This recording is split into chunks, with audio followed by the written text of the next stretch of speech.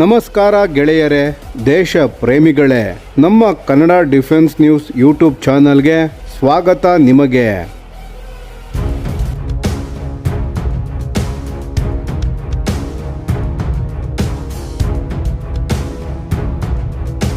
ಭಾರತದ ಸಮುದ್ರ ಶಕ್ತಿ ಈಗ ಹೊಸ ಯುಗಕ್ಕೆ ಕಾಲಿಡಲು ಸಿದ್ಧವಾಗುತ್ತಿದೆ.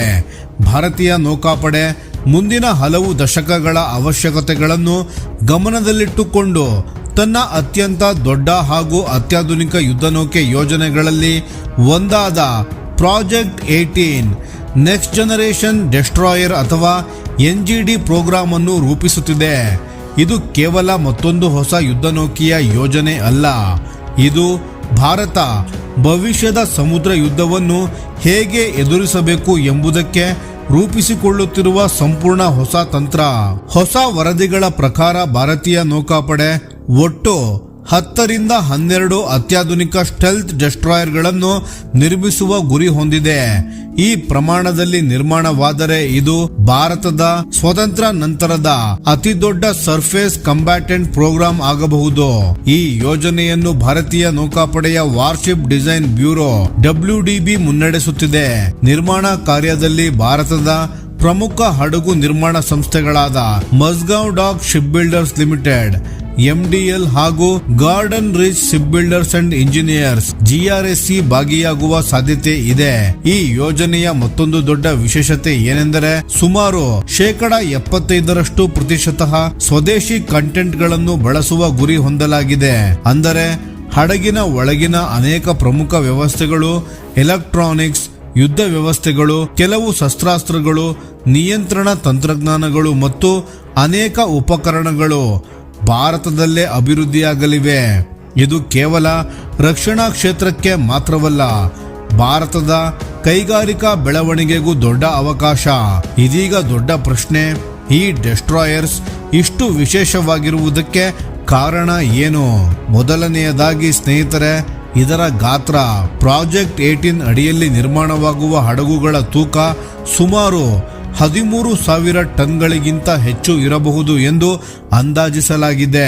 ಹೋಲಿಕೆಗಾಗಿ ಹೇಳುವುದಾದರೆ ಭಾರತದ ಈಗಿನ ವಿಶಾಖಪಟ್ಟಣಂ ಕ್ಲಾಸ್ ಡೆಸ್ಟ್ರಾಯರ್ಸ್ಗಳು ಸುಮಾರು 7,400 ಟನ್ ವರ್ಗದಲ್ಲಿದೆ. ಅಂದರೆ ಪ್ರಾಜೆಕ್ಟ್ 18 ಅವುಗಳಿಗಿಂತ ಬಹಳ ದೊಡ್ಡ ಹಾಗೂ ಹೆಚ್ಚು ಸಾಮರ್ಥ್ಯ ಹೊಂದಿದ ಯುದ್ಧನೌಕೆಯಾಗಲಿದೆ.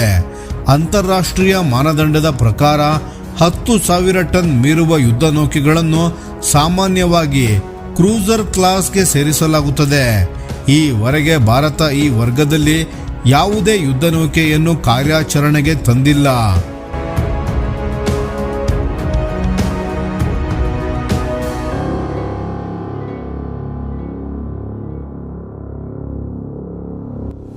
ಹೀಗಾಗಿ ಪ್ರಾಜೆಕ್ಟ್ 18 ಭಾರತಕ್ಕೆ ಹೊಸ ಮಟ್ಟದ ಸಮುದ್ರ ಸಾಮರ್ಥ್ಯ ನೀಡಬಹುದು. ಆದರೆ ಕೇವಲ ಗಾತ್ರವೇ ಇದರ ಶಕ್ತಿ ಅಲ್ಲ ಸ್ನೇಹಿತರೆ. ಈ ಯೋಜನೆಯ ಹೃದಯ ಎಂದರೆ ಅದರ integrated electric propulsion IEP system. ಇದನ್ನು ಸರಳವಾಗಿ ಅರ್ಥ ಮಾಡಿಕೊಳ್ಳೋಣ ಬನ್ನಿ. ಇಂದಿನ ಸಾಮಾನ್ಯ ಯುದ್ಧನೌಕೆಗಳಲ್ಲಿ ಇಂಜಿನ್ ನಿಂದ ನೇರವಾಗಿ ಯಾಂತ್ರಿಕ ವ್ಯವಸ್ಥೆಗಳ ಮೂಲಕ ಪ್ರೊಪೆಲ್ಲರ್ ತಿರುಗುತ್ತದೆ. ಆದರೆ IEP ನಲ್ಲಿ ಹಡಗಿನ ಇಂಜಿನ್ ಮೊದಲು ವಿದ್ಯುತ್ ಅನ್ನು ಉತ್ಪಾದಿಸುತ್ತದೆ. ಆ ವಿದ್ಯುತ್ ನಂತರ ಹಡಗಿನ ಚಲನೆ, radar, sensor, communication, electronic warfare system ಮತ್ತು ಇತರ ಎಲ್ಲ ವ್ಯವಸ್ಥೆಗಳಿಗೆ ಹಂಚಲಾಗುತ್ತದೆ. ಇದರಿಂದ ಏನು ಲಾಭ? ಹಡಗಿನ ಒಳಗೆ ಶಕ್ತಿಯ ನಿರ್ವಹಣೆ ಹೆಚ್ಚು ಪರಿಣಾಮಕಾರಿ ಆಗುತ್ತದೆ. ಯಾವುದೇ ಒಂದು ಭಾಗಕ್ಕೆ ಹೆಚ್ಚು ವಿದ್ಯುತ್ ಬೇಕಾದರೆ ಅದನ್ನು ತಕ್ಷಣ ವರ್ಗಾಯಿಸಬಹುದು. ಮುಖ್ಯವಾಗಿ ಭವಿಷ್ಯದ ಆಯುಧಗಳಿಗೆ ಇದು ಸಿದ್ಧವಾಗಿರುತ್ತದೆ. ಉದಾಹರಣೆಗೆ, ಮುಂದೆ laser weapon, high energy directed energy systems, ಅತ್ಯಂತ ಶಕ್ತಿಶಾಲಿ ರೆಡಾರ್ಗಳು ಅಥವಾ ಹೊಸ ಎಲೆಕ್ಟ್ರಾನಿಕ್ ವಾರ್ಫೇರ್ ಸಾಧನಗಳು ಬಂದರೂ ಈ ಹಡಗು ಅದನ್ನು ನಿರ್ವಹಿಸಬಹುದು. ಇದೇ ಕಾರಣಕ್ಕೆ ಜಗತ್ತಿನ ಅನೇಕ ದೊಡ್ಡ ನೌಕೆಗಳು ಎಲೆಕ್ಟ್ರಿಕ್ ಪ್ರೊಪಲ್ಷನ್ ಕಡೆ ಸಾಗುತ್ತಿವೆ. ಭಾರತ ಕೂಡ ಈಗ ಆ ದಿಕ್ಕಿನಲ್ಲಿ ಹೆಜ್ಜೆ ಇಡುತ್ತಿದೆ. ಭಾರತೀಯ ನೌಕಾಪಡೆ ಈ ಯೋಜನೆಯನ್ನು 2 ಹಂತಗಳಲ್ಲಿ ಜಾರಿಗೆ ತರಲು ಯೋಜಿಸಿದೆ. ಮೊದಲ ಹಂತದಲ್ಲಿ ಕೆಲವು ಹಡಗುಗಳನ್ನು ನಿರ್ಮಿಸಿ ಹೊಸ ಹಲ್ ಡಿಸೈನ್, ಪ್ರೊಪಲ್ಷನ್ ಮತ್ತು ಕಂಬ್ಯಾಟ್ ಸಿಸ್ಟಮ್ಸ್ ಗಳನ್ನು ಪರೀಕ್ಷಿಸಲಾಗುತ್ತದೆ. ಎಲ್ಲವೂ ಯಶಸ್ವಿಯಾದ ನಂತರ ಎರಡನೇ ಹಂತದಲ್ಲಿ ಇನ್ನಷ್ಟು ಹಡಗುಗಳನ್ನು ನಿರ್ಮಿಸಲಾಗುತ್ತದೆ. ಆದರೆ ಹೊಸ ಹಡಗುಗಳು ಬಂದಾಗಲೆಲ್ಲ ಸಂಪೂರ್ಣ ವಿನ್ಯಾಸ ಬದಲಾವಣೆ ಮಾಡುವುದಿಲ್ಲ. ಬದಲಿಗೆ ಅದೇ ಮೂಲ ವಿನ್ಯಾಸದ ಮೇಲೆ ಹೊಸ ತಂತ್ರಜ್ಞಾನಗಳನ್ನು ಸೇರಿಸಲಾಗುತ್ತದೆ. ಇದರಿಂದ ಉತ್ಪಾದನೆ ವೇಗವಾಗುತ್ತದೆ, ನಿರ್ವಹಣೆ ಸುಲಭವಾಗುತ್ತದೆ, ವೆಚ್ಚವೂ ಕಡಿಮೆಯಾಗುತ್ತದೆ. ಈಗ ಆಯುಧ ಸಾಮರ್ಥ್ಯ ನೋಡೋಣ ಬನ್ನಿ.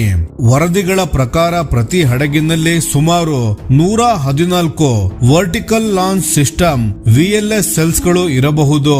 ಇದು ಭಾರತೀಯ ನೌಕಾಪಡೆಯ ಇಂದಿನ ಸಾಮರ್ಥ್ಯಕ್ಕಿಂತ ದೊಡ್ಡ ಏರಿಕೆ. ಈ ಲಾಂಚ್ ಸೆಲ್ಸ್ ನ ಮೂಲಕ ಹಲವು ಕ್ಷಿಪಣಿಗಳನ್ನು ಒಂದೇ ಹಡಗಿನಿಂದ ಬಳಸಬಹುದು.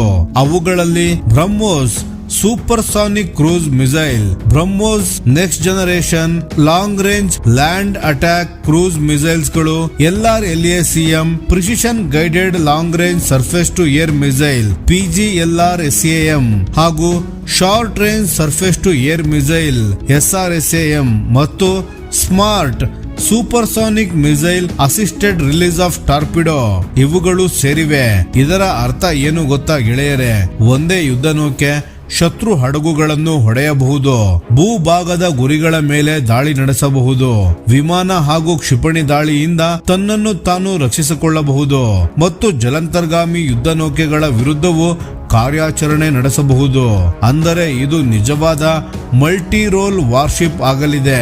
ಇದರ ಜೊತೆಗೆ ಪ್ರಾಜೆಕ್ಟ್ 18 ಭವಿಷ್ಯದ ಯುದ್ಧಕ್ಕೆ ತಕ್ಕಂತೆ unmanned underwater vehicles, kamikaze drones ಮತ್ತು ಮಾನವರಿಲ್ಲದ ಸಮುದ್ರ ವ್ಯವಸ್ಥೆಗಳಿಗೂ ಬೆಂಬಲ ನೀಡಲಿದೆ. ಈ ಡ್ರೋನ್ ಮತ್ತು ಅಂಡರ್ ವಾಟರ್ ಸಿಸ್ಟಮ್ಸ್ ಗಳನ್ನು ಸಮುದ್ರದ ಮೇಲ್ವಿಚಾರಣೆ, ಮೈನ್ ಡಿಟೆಕ್ಷನ್ ಮತ್ತು ಸಬ್ಮೆರಿನ್ ಟ್ರ್ಯಾಕಿಂಗ್ ಆಗಿ ಬಳಸಬಹುದು. ಮತ್ತೊಂದು ದೊಡ್ಡ ಅಂಶ ಏನು ಅಂದ್ರೆ ರೆಡಾರ್. ಈ ಹಡಗುಗಳಿಗೆ ಬರಬಹುದಾದ ಹೊಸ ತಲೆಮಾರಿನ ರೆಡಾರ್ಗಳು ಸುಮಾರು 500 ಕಿಲೋಮೀಟರ್ ದೂರದವರೆಗೆ ಗುರಿಗಳನ್ನು ಪತ್ತೆ ಹಚ್ಚುವ ಸಾಮರ್ಥ್ಯ ಹೊಂದಿರಬಹುದು ಎಂದು ವರದಿಗಳು ಸೂಚಿಸುತ್ತಿವೆ.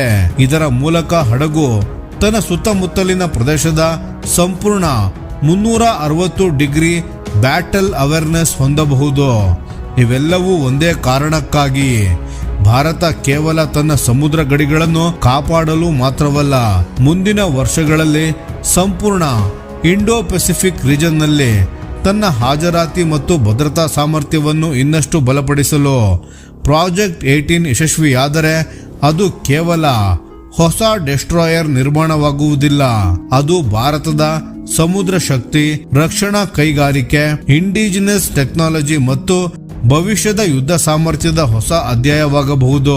ಸ್ನೇಹಿತರೆ, ಈ ಪ್ರಾಜೆಕ್ಟ್ 18 ಬಗ್ಗೆ ನಿಮ್ಮ ಅಭಿಪ್ರಾಯ ಏನು? ಭಾರತ ಕ್ರೂಸರ್ ಕ್ಲಾಸ್ ಯುದ್ಧ ನೌಕೆ ನಿರ್ಮಾಣದತ್ತ ಹೋಗುವುದು ಸರಿಯಾದ ನಿರ್ಧಾರವೇ? ಕಾಮೆಂಟ್ ಮಾಡಿ ತಿಳಿಸಿ. ಧನ್ಯವಾದಗಳು.